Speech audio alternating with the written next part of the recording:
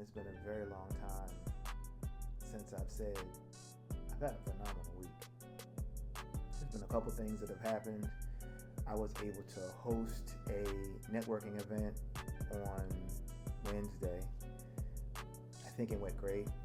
I think with anything, once you do a thing, you realize all the things that you could change when you do a thing. I'm trying to put some stuff on my wall too. Now, segue. I'm trying to put stuff on my wall. I'm just not sure what I want to put on the wall. Any ideas, drop them in the comments. But one of the things I wanted to come on and talk about was,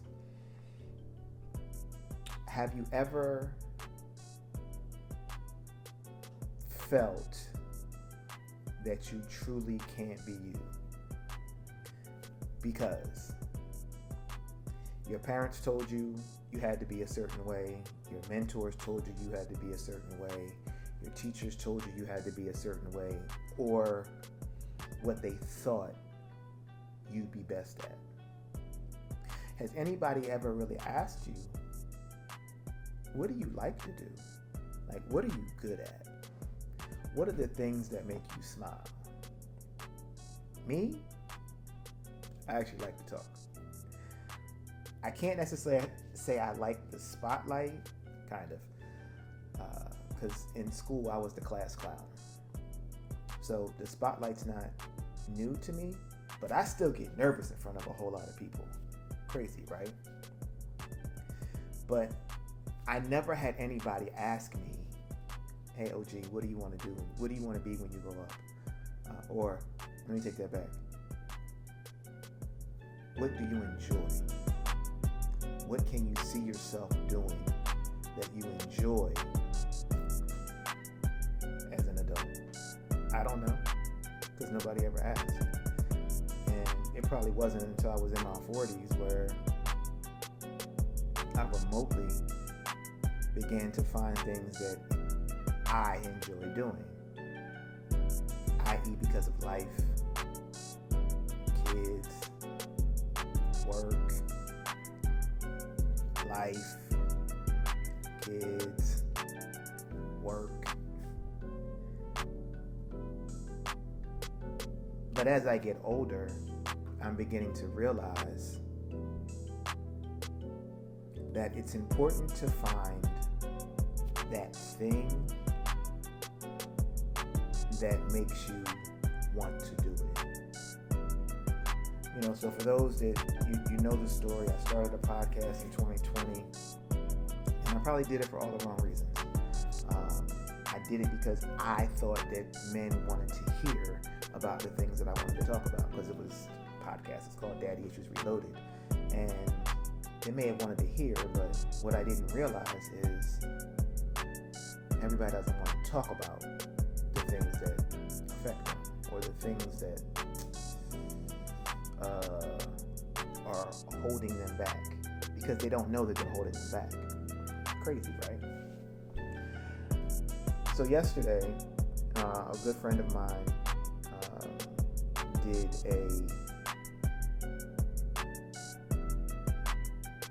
a group, a men's group meetup. Shout out to a dope black dad.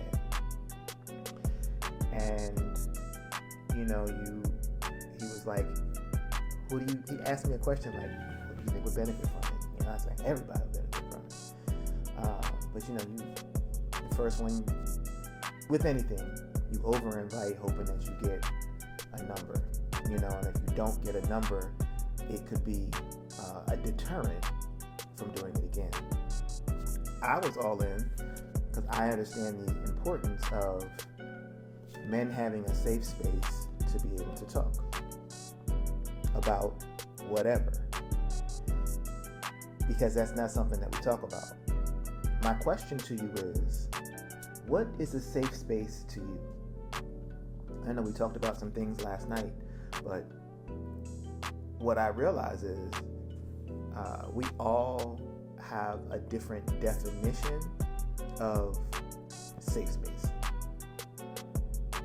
With that said, do you feel more comfortable talking around people that you know, or do you feel more comfortable talking around people that don't know you?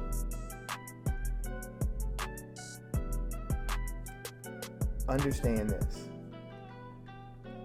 These are the things that I've begun to unpack.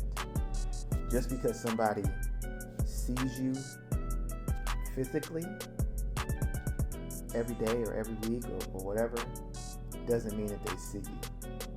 Doesn't mean that they know the things that are important to you.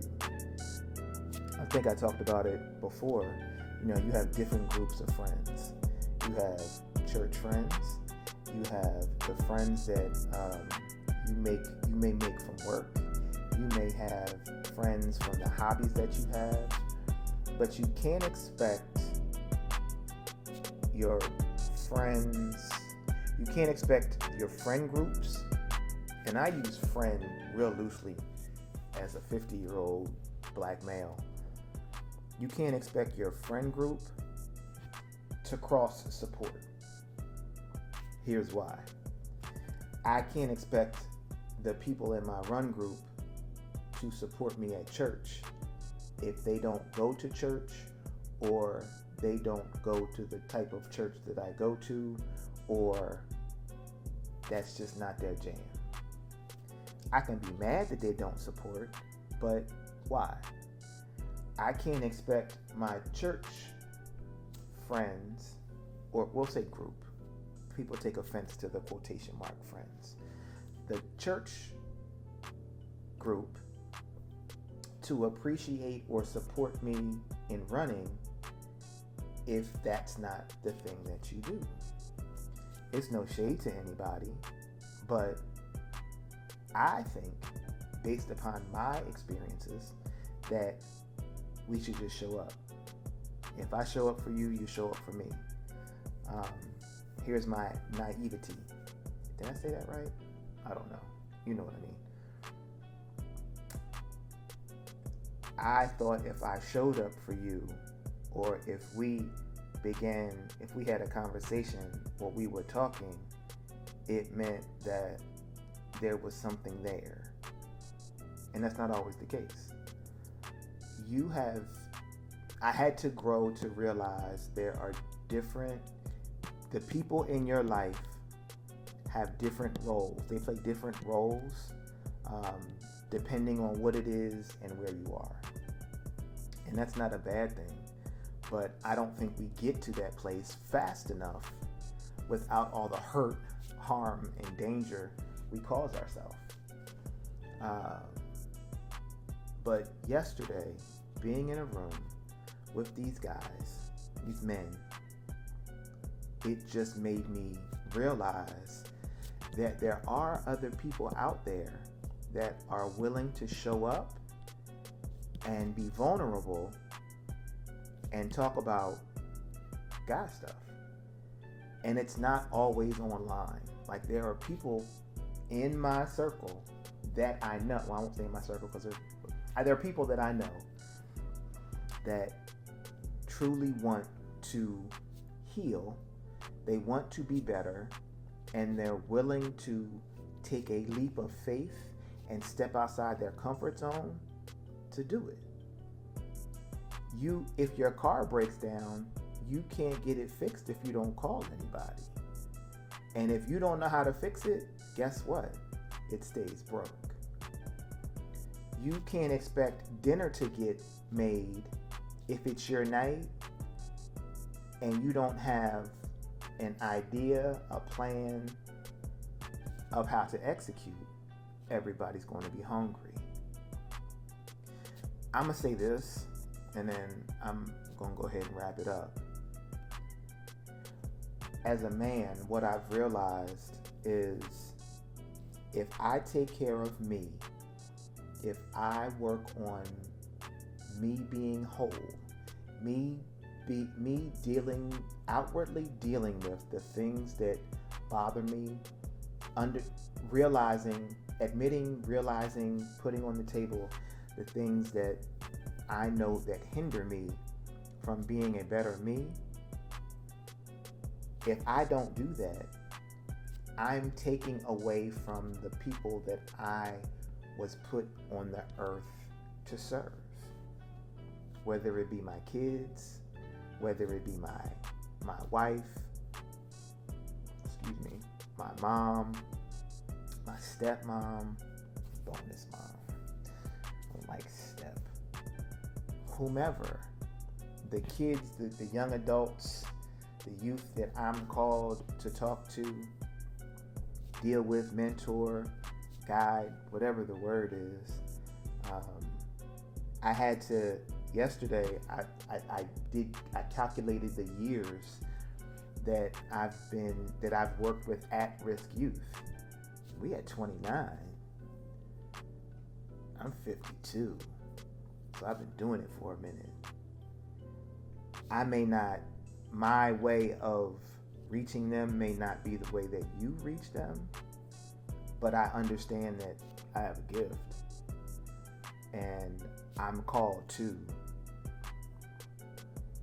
Do you think that you have a gift that you've truly not felt comfortable enough to unpack, to admit that that's the gift that you were given?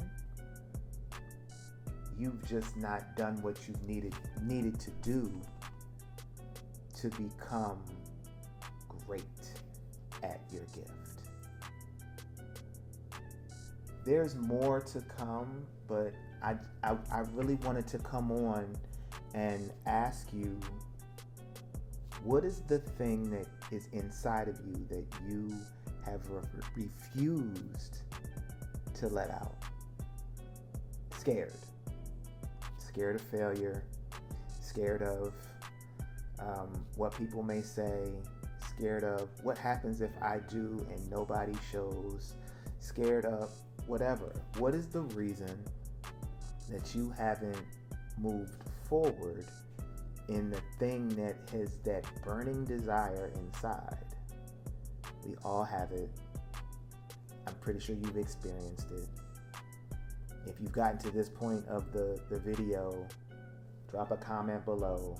If you're bold enough, if you've taken the time to realize what that thing is, and let's work it out. Because there are people out there that only you can reach. And my pastors, they both say that. There's people in the world, in the city that you're in, that only you could reach. And they are waiting for you. But that's all I got. I am OG, the boxologist. I'm in my box. I had a thought, and I let it out.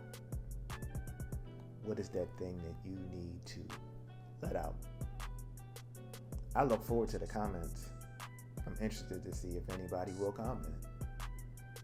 Because a lot of times, we don't even get to this far in the video to hear what it is that the person is saying. Especially if the person is not famous. Crazy, right? You'll only listen to the famous people talk about the things that they've accomplished, but do they ever really sit down and talk about how they got to where they are? It's a thought. But like I said, I just wanted to come on. I wanted to get that out of my head. I think I unpacked it a little.